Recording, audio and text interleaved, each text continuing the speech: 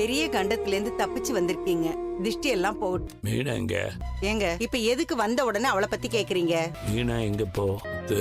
மீனா என் மேல இருக்கிற அக்கறையில தான் போயிருப்பா. அவ இங்கதான் இருக்கணும். நீ எப்படியாவது சொல்லி கூட்டிட்டு வந்துரு. என்ன அவளை கூட்டிட்டு வர போறியா? நீ பாசமா மூச்சுக்கு முன்னூறு தடவை அப்பா அப்பான்னு கூப்பிடுவேல்ல. அவர் மேல உண்மையான அக்கறை இருந்தா அவளை இந்த பக்கம் கூட்டிட்டு வராத. மாமாக்கு இப்ப எப்படிங்க இருக்கு? பரவாயில்ல, கால்ல கட்டு போட்டுருக்குது. சரியா இருக்கு, கொஞ்சம் நாளாகும்னு சொன்னாங்க. வீட்டுக்கு கூட்டு வந்தாச்சு. என்கிட்ட கூட சொல்லாம வந்துட்டேன். மீனா வா கிளம்பலாம். என்னாலதான் மாமாக்கு ஆக்சிடென்ட் ஆச்சுன்னு அத்தை நம்புறாங்க. அப்படி இருக்கும்போது என்னால எப்படிங்க அங்க வர முடியும்? அவங்க சொன்ன மாதிரி இப்படி ஒரு அறிகுறி காட்டிடுச்சுல்ல, நான் வரலங்க. ஸ்ருதி வா ஸ்ருதி. அங்கிள் இப்ப எப்படி இருக்கீங்க அங்கிள்? பரவாயில்லம்மா, இப்ப வலி குறைஞ்சிருக்கு. உங்களை இடிச்சிட்டு போனாங்கல்ல, அந்த பைக் நம்பரை நோட் பண்ணீங்களா அங்கிள்? நம்ம ஸ்டேஷனுக்கு போய் கம்ப்ளைண்ட் பண்ணலாம். அதெல்லாம் நான் பாக்கலம்மா. நேரம் சரியில்லைன்னா இப்படிதான் ஆகும். இத்தோட தப்பிச்சிட்டமேன்னு சந்தோஷப்பட வேண்டியதுதான். நல்ல வேளை அவ கிளம்பி போயிட்டா. மீனா வீட்ல இல்லையா? அப்பாக்கு இப்படி ஆனதுல அண்ணி அவங்க வீட்டுக்கு போயிட்டாங்க. This is so stupidity. How people still believe in superstitions? Why can't they believe in logics and humanity?